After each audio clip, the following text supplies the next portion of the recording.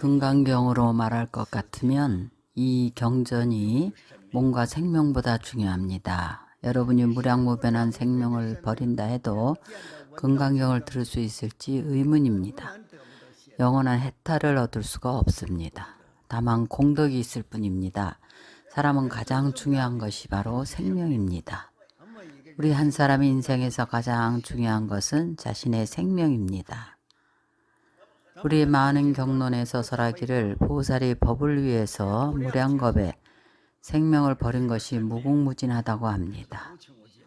서가모니 불께서도 과거에 일찍이 다른 경전에서도 말씀하셨습니다.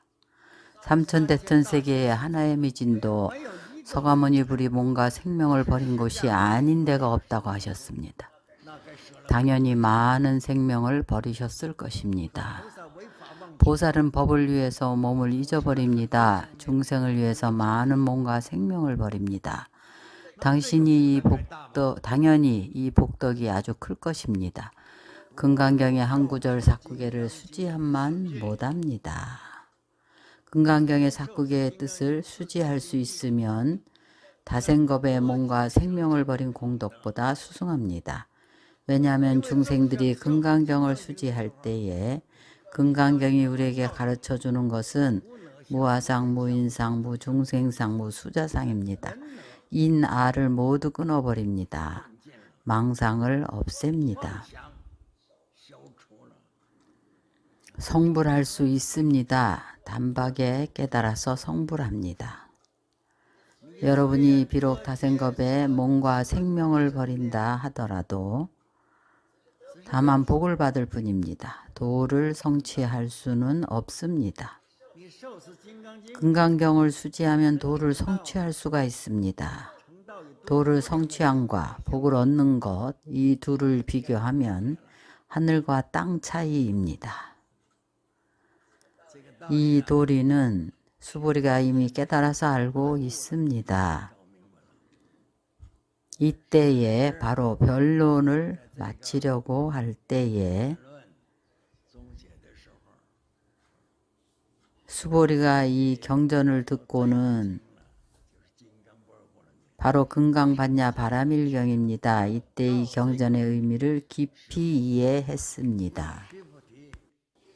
수보리가 금강바라밀경의 깊은 뜻을 수보리가 완전히 깨달아 알았습니다. 은혜에 감사하면서 눈물을 흘렸습니다. 바로 감정을 표현한 것입니다. 사실 수보리는 이미 견사옥은 없어졌습니다. 현재 진사옥마저 다 끊어져서 감정을 표현한 것입니다. 부처님께 희유하십니다. 세존이시여 라고 말씀드립니다. 오늘 부처님께서 설하신 법은 너무나 희유하고 가장 존귀합니다.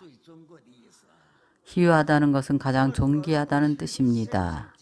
부처님께서 설하신 이렇게 심오한 경전은 오늘 설하신 이 심오한 경전은 어째서 제가 이전에는 들은 적이 없는 걸까요? 내가 이전에 얻은 해안으로 해는 바로 마음을 표현한 것입니다.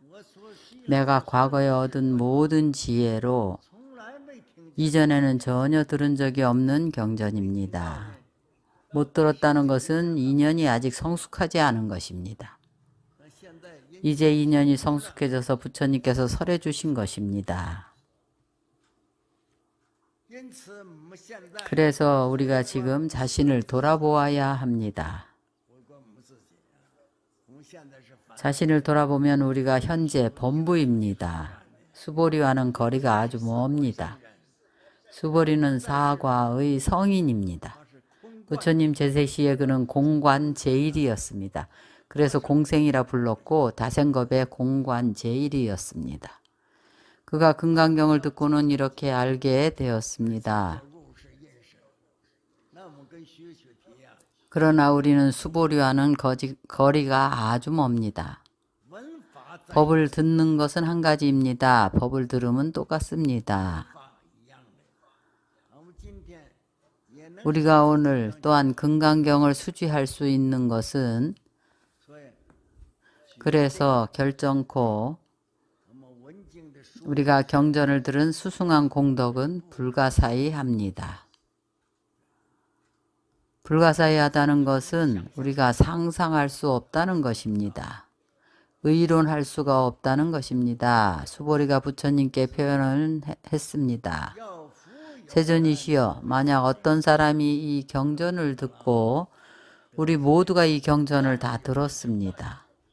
그러나 한마디가 있습니다. 신심청정입니다. 다시 한번 우리 자신을 뒤돌아 봅시다. 우리 자신의 신심이 청정합니까?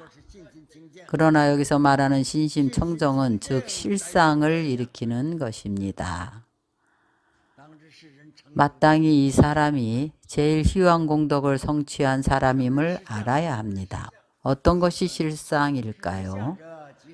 세존이시여, 실상이란 곧 상이 아닙니다. 상이 아닌 것을 열에는 실상이라고 설합니다. 이 말은 우리에게 절대로 상에 집착하지 말라고 일러주고 있습니다. 집착하지 말고 청정한 신심을 내야 합니다. 오염됨이 없어야 합니다. 우리의 신심이 청정할 수 있습니까? 그래서 실상을 일으키지 못합니다. 그럼 우리는 천천히 닦아야 합니다. 그럼 어떻게 할까요? 날마다 금강경을 수지 독송하면 됩니다. 하루에 한 번씩 수지 독송하면 됩니다. 만약 하루에 10번씩 독송하기로 발심을 했다면 날마다 수지 독송하면 됩니다. 점차적으로 마음이 청정해질 수 있습니다. 여기에서 생한다는 의미는 진공실상의 체입니다. 우리가 어떻게 일으킬 수 있겠습니까? 우리는 지금 아집이 있고 법집이 있습니다. 반드시 아집이 공해지고 아가 없어야 합니다. 다시 법이 공해져서 아와 법이 둘 다 공해지면 중도가 비로소 나타날 수가 있습니다.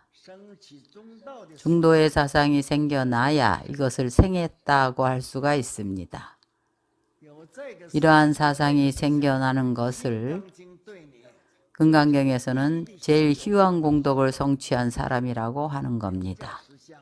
어떤 것을 실상이라고 하는가 하면 실상은 무상입니다. 우리가 실상의 사상이 일어나게 하는 것입니다. 이 실상에 대해서 절대로 사량분별을 하면 안 됩니다. 단지 바로 상응해야 합니다. 그것은 바로 선방의 스님들이 하듯이 돈초직입, 입증보리입니다. 그 관과 마음이 상응해서 생기는 것입니다. 그것을 실상이라 하고 실상은 무상입니다. 다만 증득해야만 바로 상응합니다. 그러나 우리는 연기와 분별 위에서 과거의 연기에 대한 분별을 일으키지 않습니다.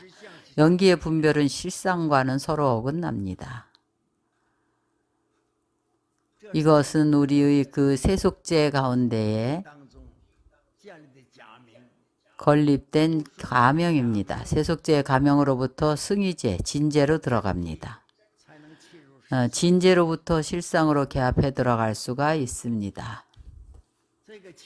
이 청정심은 우리의 지견인데 지견에는 두 가지가 있습니다. 크게 두 가지로 나눕니다. 하나는 염이고 하나는 정입니다. 우리의 지견은 정상이고 지견은 지견의 구상입니다. 이것은 우리의 청정무고한 마음을 설하는 겁니다. 청정무고한 마음으로 실상을 봅니다. 반드시 무소득의 마음이어야 합니다. 다만 마음에 얻을 바가 있으면 곧 실상이 아닙니다. 그래서 이 문제 위에서 왜 우리가 금강경을 독송해야 하는가 하면 예를 들어 실제 효과와 이익을 얻지 못했다면 우리 공부가 아직 덜 된 것입니다. 부족하다고만 느끼지 말고 더 많이 독송해야 합니다.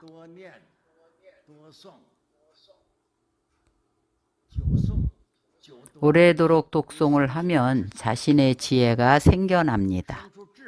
지혜가 생기면 점차적으로 알아집니다.